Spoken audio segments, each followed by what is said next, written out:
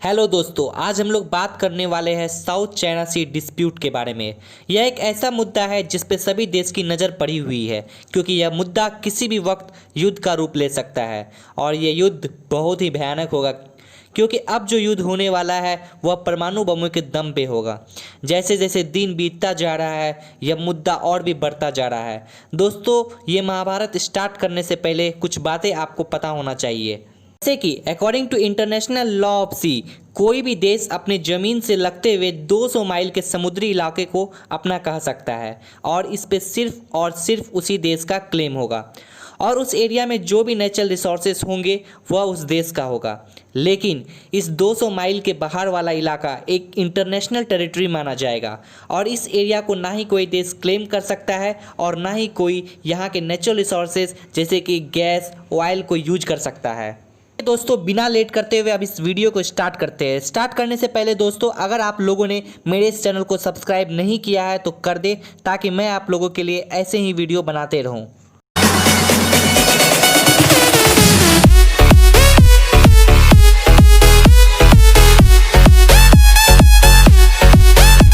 South China सी समुद्र का वह इलाका है जिस पे 7 देश China, Taiwan, Vietnam, Malaysia, Philippines, Brunei, Indonesia international law के अनुसार अपना अपना एरिया क्लेम करते हैं, सिर्फ एक देश को छोड़कर, और वह है चाइना, क्योंकि उनके अनुसार पूरा साउथ चाइना सी चाइना का है।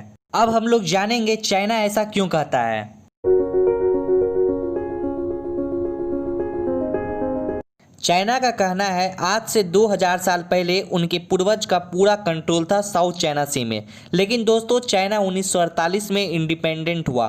उससे पहले चाइना में बहुत सारे छोटे छोटे राजा हुआ करते थे, लेकिन वियतनाम ने इस क्लेम को खारिज किया और वियतनाम का कहना है वहाँ उसका कंट्रोल है 17वीं सेंचुरी से और उसके पास इसका प्रूफ भी है, तो उसका हुआ।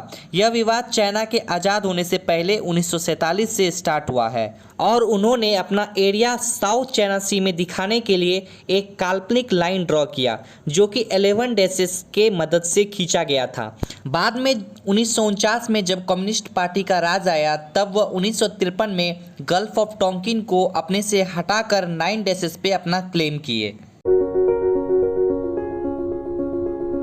बाद में फिलीपींस ने इस मुद्दे को पीसीए मतलब परमानेंट कोर्ट ऑफ आर्बिट्रेशन में ले गए। कोर्ट का डिसीजन चाइना के खिलाफ आया। कोर्ट ने कहा आपका हिस्टोरिकल राइट्स लीगल बेसिस पे नहीं है, तो आप उस एरिया से पीछे हटिए। लेकिन चाइना ने इस डिसीजन को नहीं माना। हालांकि वो अब तक साउथ चाइना सी में बहुत सारे आर्टिफिशियल आइलैंड्स बना चुके हैं, जो कि 300 एकड़ से भी ज़्यादा है, और चाइना ने अपने नेवी को भी साउथ चाइना सी में हमेशा से बढ़ाता रहा है। साउथ चाइना सी में 2 ग्रुप ऑफ आइलैंड्स है। एक ग्रुप को स्प्रेटली और दूसरे को पैराकल कहते हैं। पैराकल ग्रुप ऑफ आइलैंड्स पे पूरा कब्जा चाइना का है और चाइना इस एरिया को पूरी तरीके से कंट्रोल करता है। स्प्रेटली आइलैंड्स की बात करें तो वियतनाम सबसे ज़्यादा 29 आइलैंड्स पे कंट्रोल किया हुआ है। 8 पे फिलीपींस, 5 पे मलेशिया, 5 पे चाइना और 1 आइलैंड पे ताइवान का पूरा कंट्रोल है। अभी रिसेंटली चाइना ने बहुत सारे आर्टिफिशियल आइलैंड्स का निर्माण किया है साउथ चाइना सी में। अगर वो ऐसा करता रहा तो जिस आइलैंड पे चाइना का कंट्रोल रहेगा उसके आसपास के 200 माइल्स के सी पे आसानी से अपना क्लेम कर पाएगा और इससे इंटरनेशनल लॉ ऑफ सी का कोई वायलेशन भी नहीं होगा। लेकिन ये आर्टिफिशियल आइलैंड्स बनाना गैर कानूनी है दोस्तों। अमेरिका दूसरे देशों जैसे वियतनाम और फिलीपींस के द्वारा किए गए पुराने एक्टिविटीज़ का कोई विरोध नहीं करता है, लेकिन चाइना की एक्टिविटी जैसे कि आर्टिफिशियल आइलैंड्स को बनाना इसका पूरा विरोध करता है। साथ ही साथ अमेरिका वियतनाम और फिलीपींस को टेक्नोलॉजी और मिलिट्री से मदद भी कर रहा है। देखिए दोस्तों, साउथ चाइना सी अमेरिका से बहुत दूर है और इसी कारण से अमेरिका का कोई भी डायरेक्ट इन्वॉल्वमेंट नहीं है, लेकिन इंटरनेशनल लॉ ऑफ सी को बचाना उसका कर्तव्य है। एक वक्त ऐसा आया जब चाइना ने अपने मिलिट्री पावर को दिखा के वियतनाम को डराने का प्रयास किया। तब वियतनाम ने अमेरिका और भारत से मदद मांगा। इनके बाद अमेरिका ने अपने नेवी को साउथ चाइना सी में तैनात कर दिया। दोस्तों, आपको पता है क्या, अमेरिका का 40% आर्मी आज भी साउथ चाइना सी में तैनात है। इसी के साथ नाटो देश के सभी मेंबर चाइना के अगेंस्ट हमेशा से करते आए हैं। साथ ही साथ जापान, यूनाइटेड स्टेट्स, इंडिया और ऑस्ट्रेलिया चाइना का विरोध करते आए हैं।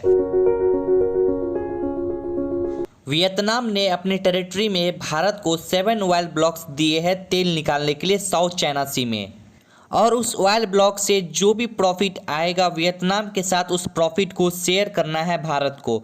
दोस्तों यहाँ पे भारत का ऑयल रिफाइनिंग है। अगर साउथ चाइना सी पे चाइना का कब्जा हुआ तो भारत को आर्थिक नुकसान तो होगा ही। जब वियतनाम को चाइना ने अपनी मिलिट्री पावर से डराया तब वियतनाम ने भारत के मदद से ब्रह्मोस मिसाइल को तैनात कर दिया साउथ चाइना सी में। साउथ चाइना सी में साइंटिस्टों के द्वारा अनुमान लगाया गया है कि इस एरिया में 11 बिलियन बैरल्स तेल और 190 trillion cubic feet natural gas हो सकता है। तो आप सोच सकते हैं जिसका कंट्रोल होगा इस एरिया पे वो माला माल होगा। इसके साथ साथ समुद्री व्यापार की मदद से ज़्यादा सामान दूसरे देशों तक पहुंचता है, और साउथ चाइना सी से वर्ल्ड का 1/3 शिपमेंट होता है जो कि सालाना $3 ट्रिलियन का है। और इस समुद्री इलाके में बहुत सारे मछली है जो कि फूड सिक्योरिटी के लिए भी बहुत महत्वपूर्ण है साउथ ईस्ट एशिया में। चाइना इस पे इसलिए कंट्रोल करना चाहता है ताकि जब वह चाहे फॉरेन मिलिट्री और ट्रेड शिपमेंट्स पे वह रोक लगा सके। और चाइना के एम्बिशियस प्रोजेक्ट जैसे कि सिल्क रूट और वन बेल्ट वन रोड के लिए भी ये एरिया बहुत ही इम्पोर्टेंट है। आशा करता हूँ आप लोगों को ये वीडियो पसंद आया होगा। अगर पसंद आया होगा तो दोस्तों लाइक, कमेंट और अपने दोस्तों के साथ इस वीडियो को शेयर ज़रूर करें।